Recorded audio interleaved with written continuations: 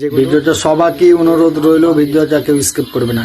এই দেখো, তারপর আমি কিছু কথা বলবো। যেরকম আমাদের গ্রামের এই যে 3টে দেওয়া আছে, খলিফাবাদ প্রাইমারি স্কুল, 3টে খলিফাবাদ প্রাইমারি।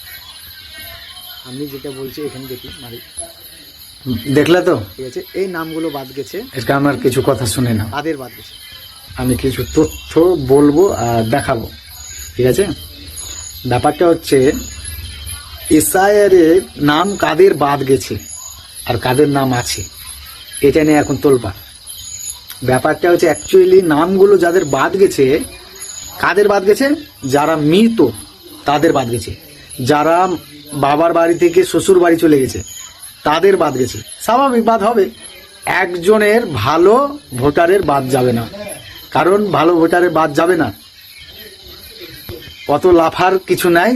যারা লাফাচ্ছে রে ভোট বাদ গেছে, আমাদের গোটা লালগোলা মুর্শিদাবাদে, আমাদের লালগোলা থানায় 12,000 ভোটার বাদ গেছে। বাদ যেতে পারে, মৃত 12,000 লালগোলায় মরতেই পারে, বুঝতে পারলে?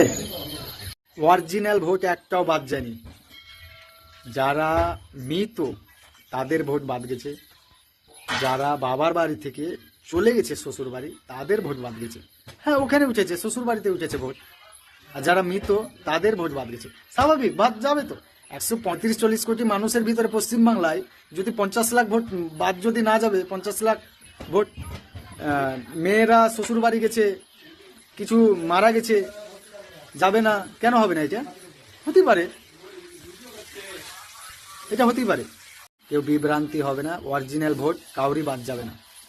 ওকে, ভিডিওটা সবাই শেয়ার করো।